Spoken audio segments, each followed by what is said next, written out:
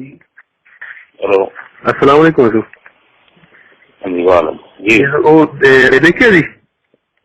नहीं मैं नहीं देखता मैं ये 414 नंबर था सर जी, 21 जेल नंबर 21 है जी। अच्छा हम तुसी चाहते की हो मैंने दसो तुसी की चाहते हो बार बार बक बक ਤੁਹਾਡੀ ਕੀ ਮਕਸਦ ਹੈ ਮੈਨੂੰ ਦੱਸੋ ਤੁਸੀਂ वो ਅਸੀਂ जनाब लंगड़ा साहब से पूछना चाहते हैं ਤੁਹਾਡੀ इल्मियत की है, ਤੁਹਾਡੇ है वो की है? तेरा पुत्रा बहन चौदह बकवास करना तू दलिया एक शेखुल हदीस है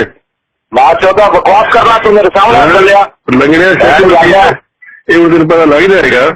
तो तेरी माँ तेनों तो साढ़े तू है कौन मेरा दस सही पहले हाँ जी, गंदी नस्ल के बच्चे हरामिया गंदी नस्ल ਦੇ ਤੁਸੀਂ ਹੋਵੋਗੇ ਜਿਹੜੇ ਲਾਹੌਰ ਦੇ ਅੰਦਰ ਕੰਮ ਕਰ ਪਾਇਆ ਤੁਸੀਂ। तेरी माँ तेनों सो शिक्षा है अगर इधर क्या सामने तेन पता लगे ਤੈਨੂੰ ਸ਼ਰਮ ਤੈਨੂੰ ਸ਼ਰਮ ਨੇ ਸ਼ਾਮਲ ਦੀ ਬਕਵਾਸ ਕਰ ਰਹੇ ਹੋ ਚਵਲੋ ਜੀ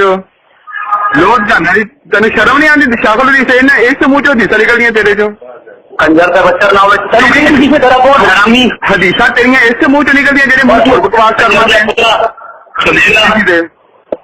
दल्ला तेन शर्म नहीं आती बेगैर तो ना माधू ते इतराज करते शर्म नहीं आती आंधी तेन सर्व की किताब कोई नहीं बड़ा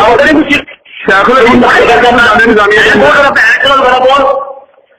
भाई भैन अपनी कहा करना हाँ जी उन्होंने करना करा जरा तेन शर्म नहीं आती इसे मुंह चो हदीस नहीं करी उस मुंह के नाम करना पे चवल जहां भी नहीं